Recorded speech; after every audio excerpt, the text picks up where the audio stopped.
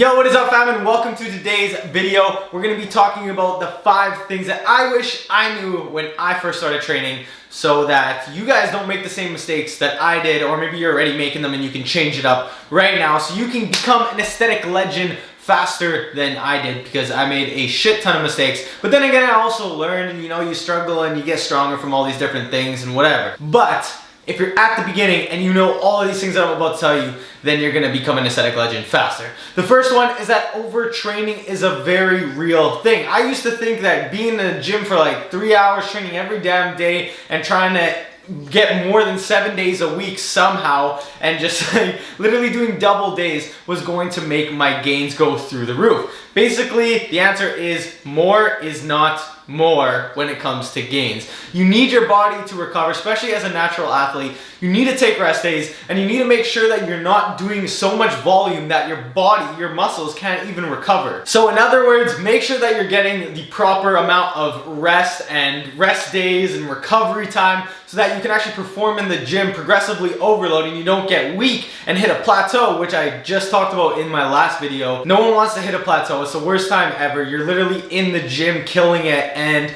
you go week by week without getting any strength gains or muscle gains. So trust me, overtraining, very real. I've been there. I hit a plateau with it, and then I had to do all the research and talk to other people to find out that that was actually the case. So if you want more on like the overtraining and the recovery part, you guys can go watch my last video and it explains it more, because maybe you are in a plateau right now. Before I continue on to number 2, please just like this video, subscribe if you are new, because it really helps me out so I can create more aesthetic content for you legends. And I'll just wait for you guys to just tap it just quickly, do a couple poses. Go. Okay, you guys got it? All right, let's go. Number 2 is I wish I knew that drop sets and supersets could only take you so far for making muscle gains. I would literally go into the gym and try to drop set, superset, everything. I was straight up sprinting through my damn workout and trying to minimize the rest time as much as possible. I thought that was like the progressive overload. If you can do it as fast as you can and get to the next set and go hard and just get a massive pump,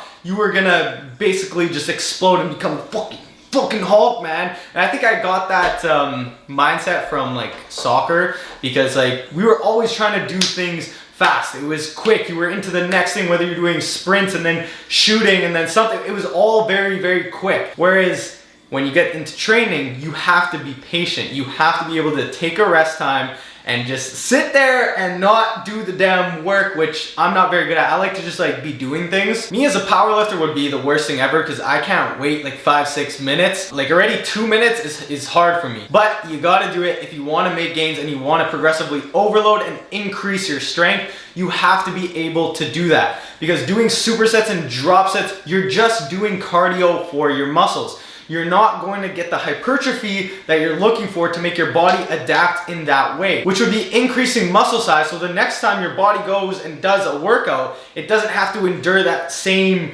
stress, because at the end of the day, that's what your body's doing.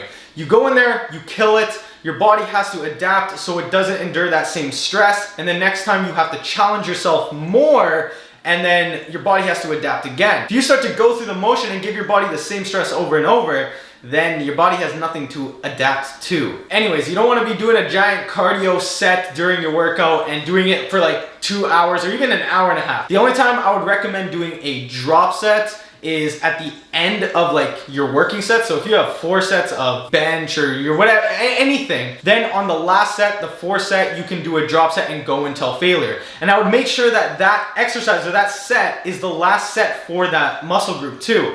So if you're doing freaking pec flies for your last set on chest during your push day, then that's when you would do your all-out drop set and just gas it, because the next thing you're gonna be doing is your shoulders or your triceps or whatever. Supersets, I would do that more at the end as like a finisher type thing. I wouldn't actually do that during your workout, unless your goals are to have good cardio and muscle endurance, and that's a different story. But if we're trying to build muscle, then you need to be taking your rest time so your body can actually push heavier weight and get the proper stimulus for hypertrophy and not muscle endurance. You know what I'm saying? Hey, okay, Ziz. I think I just called upon Ziz and he's like in my body. I'm feeling fucking Ziz, bro! let's go, man. Okay, the third one is I wish I knew that doing tons of reps for my abs wasn't the best thing to actually grow them. Because guess what? They are a muscle in the body, just like any other muscle, just like your chest, just like your biceps. You still have to do the same things you would do to your other muscles, which means taking the rest time, doing resistance training, and not doing 5 bajillion reps of like your fucking crunches and shit. You know what I'm saying? So you have to add resistance training, whether it's oblique twists or grabbing a dumbbell or a plate and doing some type of rotational work or your crunch, anything. But if you are gonna do body weight and you can't do more than 10 reps, well then that's also good. You just don't wanna be doing something where it's like 40, 50 reps. Then you're just doing muscle endurance, you're pretty much just doing cardio. You're not going to actually build the chiseled abs that we're looking for. So make sure that you treat your abs like everything else. And also, the abs are not just the abs, it's the obliques as well. So you need to make sure that you're adding rotational work from the pelvis, so your pelvis is twisting while your torso stays stationary, and the opposite, so your pelvis is staying stationary and your torso is rotating. That way you target the entire obliques, and then your regular crunching motion from your top down is going to target the upper abs, and then when you have your legs coming up, so your pelvis is curling up, then you're going to target your lower abs. So you want to think of it in two parts. There's the upper and lower, both for the obliques and the abs. And when you're targeting both of them, you have to make sure that you're still treating it like any other muscle and still adding weight, or if your body weight exercises are hard enough, that you can actually get in a nice rep range that isn't 100. And no, this does not mean doing side bends with like a 50-pound weight, because that is not gonna work. And you probably will get like a chunky looking waist, and nobody wants that. If you do your rotational work, it's not going to give you a blocky waist. If anything, it's going to make you look way more V-tapered because you have your obliques that go down. It's an optical illusion. When you have those there and you're shredded, it's just gonna make everything flow together. Like when you have your lats and then the obliques follow, it's just like a nice V-taper all the way down to your hips or to your pelvis, and it just looks amazing. So I don't know why people think that hitting obliques is going to make you have this blocky, chunky waist. That's not gonna happen. Sorry, fam. Number 4. This one I didn't really do so much myself, but I've seen a lot of people do it, and it's a common mistake. So I'm just gonna say it anyways, even though I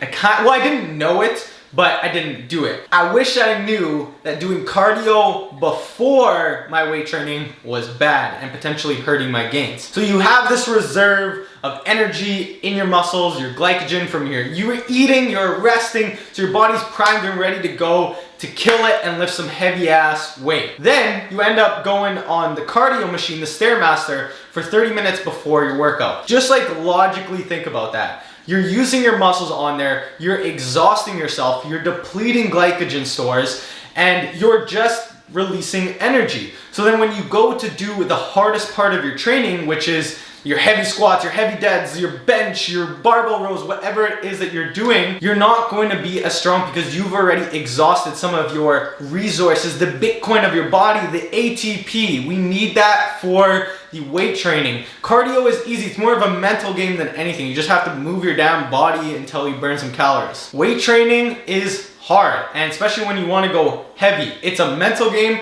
and it's the physical game of actually pushing through and getting that damn rep or whatever it is, you know what I'm saying? So do your cardio at the end of your weight training, or you can separate it and come back later or do it in the morning. What I normally do is just do my cardio after the weight training because it's easy. I don't want to be coming back to the gym or like splitting it up. It's just not really practical. So I'll kill my weight training. I'll do maybe like a 5-minute cardio warm up in the beginning, because that's okay. It's like dynamic stretching. You're warming your body up, getting the blood going, getting your heart going, like that's totally fine.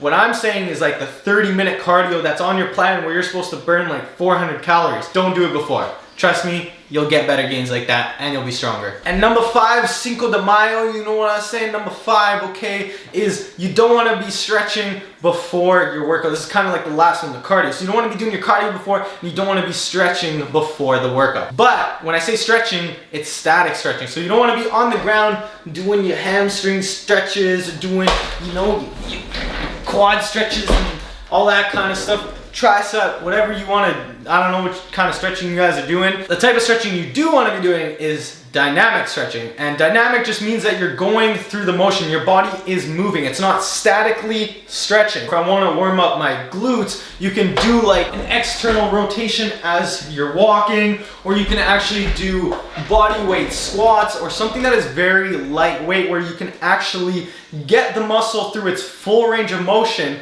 but without exerting it in that like strength form. Like you don't want to be going into a 3-plate squat, because that's not dynamic stretching. You have to actually feel the muscle go through its full range of motion and get it nice and warm. But you don't want to do the static stretching, because all you're doing is elongating the muscle and getting rid of the tension that it has already there, which is actually going to make you weaker during your lifts. You can even try this. Go stretch out your legs, your quads, your hamstrings, your glutes statically before a squat, and then next time do a dynamic stretch and then go and squat, and see the difference in your actual performance and how tight you are too. You'll notice that you're way tighter and stronger and compact when you just did the dynamic stretching compared to the static stretching. Alright fam, and that's it. Those are the 5 things. I hope you guys aren't gonna do any of these now, or if you are doing them right now, you change them up, because I promise they will help you. If this video helped you guys know what to do. Smash the thumbs up button, because it really helps me get the video out to more people, and then so I can keep on growing this channel to help more people. And I just want to get more aesthetic with you guys and create more legends. Oh my god, Ziz is coming down again. So Antonio, Jesus Christ. And my crew, we on the way up, way up, way up, way up.